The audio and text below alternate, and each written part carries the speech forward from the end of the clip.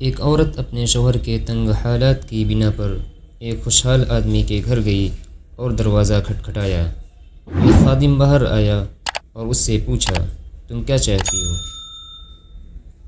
عورت نے کہا، میں تمہارے مالک سے ملنا چاہتی ہوں۔ خادم نے پوچھا، تم کون ہو؟ عورت نے کہا، اسے بتاؤ کہ میں اس کی بہن ہوں۔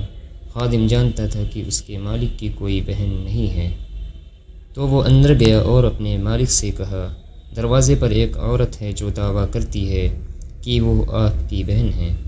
مالک نے کہا، اسے اندر لے آؤ۔ عورت اندر آئی۔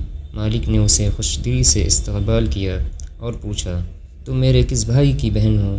اللہ تم پر رحم کرے۔ عورت نے کہا، میں آدم کی بیٹی ہوں۔ خوشحال آدمی نے اپنے دل سے سوچا، یہ عورت واقعی بے یار و مددگار ہے، میں پہلا شخص ہوں گا جو اس کی مدد کرے گا۔ عورت نے کہا، اے میرے بھائی، شاید آپ جیسے لوگوں کو معلوم نہ ہو کہ غربت کا ذائقہ کتنا کڑوا ہوتا ہے۔ اسی غربت کی وجہ سے میں اپنے شوہر کے ساتھ طلاق کے دروازے پر کھڑی ہوں۔ کیا آپ کے پاس کچھ ہے جو آپ قیامت کے دن کے لیے دے سکیں؟ آپ کے پاس جو کچھ ہے وہ ختم ہو جائے گا، لیکن جو اللہ کے پاس ہے وہ باقی رہے گا۔ خوشحال آدمی نے کہا، دوبارہ کہو۔ عورت نے کہا، اے میرے بھائی، شاید آپ جیسے لوگوں کو معلوم نہ ہو کہ غربت کا ذائقہ کتنا کڑوا ہوتا ہے۔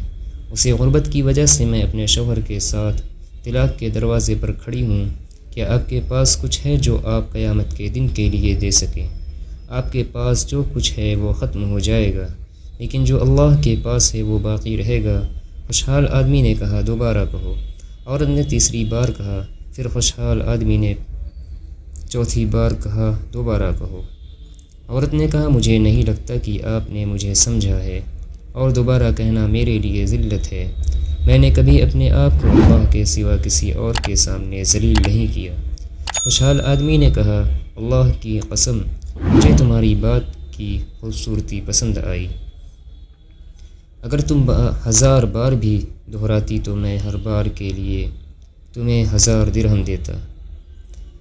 پھر اس نے اپنے خادموں سے کہا، اسے 10 اونٹ 10 اونٹنیاں، جتنی چاہے بھیڑیں اور جتنا چاہے مال و دولت دے دو، تاکہ ہم قیامت کے دن کے لیے کچھ کام کریں۔ ہمارے پاس جو کچھ ہے وہ ختم ہو جائے گا، لیکن جو اللہ کے پاس ہے وہ باقی رہے گا۔ غریبوں کو مت بھولو، کیونکہ اللہ غنی ہے اور ہم فقیر ہیں۔